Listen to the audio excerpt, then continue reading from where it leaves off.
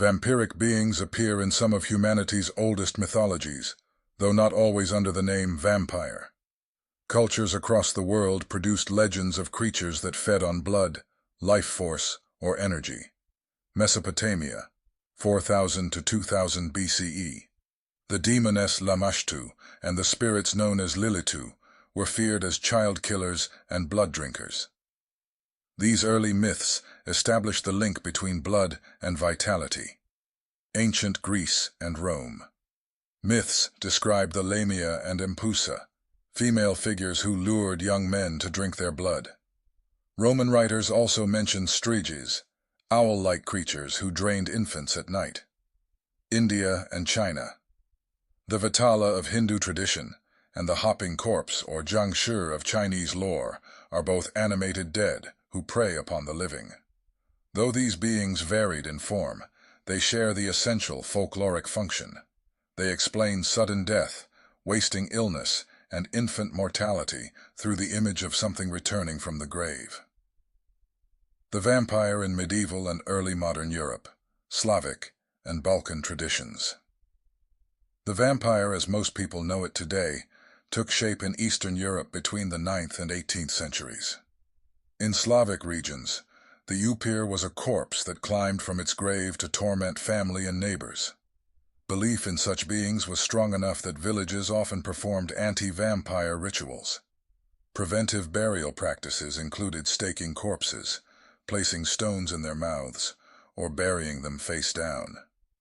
Vampires were often blamed for plagues or livestock deaths, with communities exhuming corpses that seemed too fresh after burial. The Great Vampire Panics, 1720s to 1730s, reports from Serbia and surrounding regions, reached Western Europe in the early 18th century, sparking widespread panic. Petar Blagojevich, 1725. After his death, villagers reported he returned at night to demand food and strangle victims. When exhumed, his body was unnaturally preserved, with blood at his lips. He was staked and burned. Arnold Paule, 1726.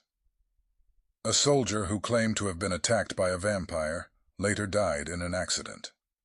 Villagers soon reported his ghostly assaults, and several deaths followed. His corpse, too, was found fresh when exhumed, fueling the panic. These accounts were published in European newspapers and official Austrian reports, cementing the vampire as a folkloric and real threat in the popular imagination. Folkloric features and functions. Across Europe, vampire folklore shows certain consistent traits. Corpse-like nature. Vampires are not ghosts, but physical revenants. Association with contagion. They were often invoked during outbreaks of plague or tuberculosis. Targets. They frequently attacked family first, symbolizing a breakdown of kinship and security. Proof of presence. Corpses that resisted decay, were bloated with blood, or groaned when staked, were taken as signs of vampirism. The folklore served a communal function.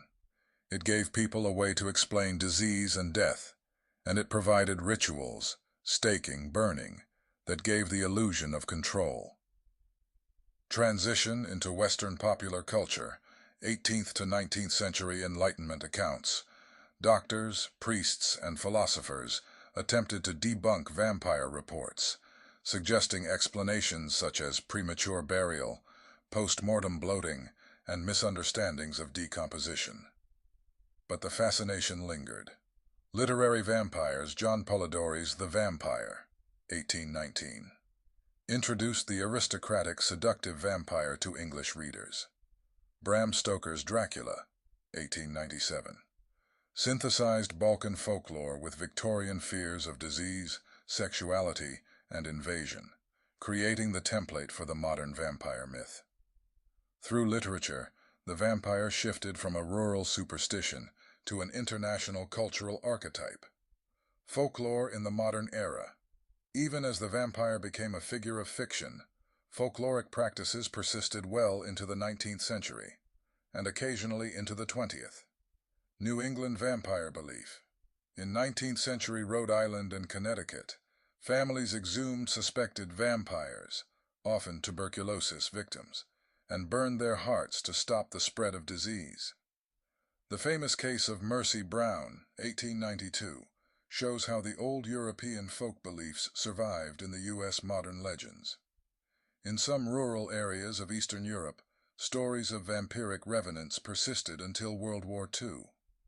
Today, while belief in literal vampires is rare, the vampire's folkloric roots, death, disease, fear of the grave, still underpin the figure, even in its pop culture incarnations.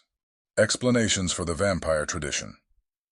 Folklorists and historians offer several realistic explanations for the origins of vampire belief. Medical, tuberculosis, rabies, and pellagra could cause wasting, madness, or aggression, often linked to vampirism. Mortuary science, natural decomposition, bloating, bleeding from the mouth, hair and nails appearing to grow, was misinterpreted as proof of life after death. Psychological/social. In times of crisis, communities sought scapegoats, sometimes even among their dead. Symbolic. Vampires embodied anxieties about contagion, sexuality, and the fragility of family bonds.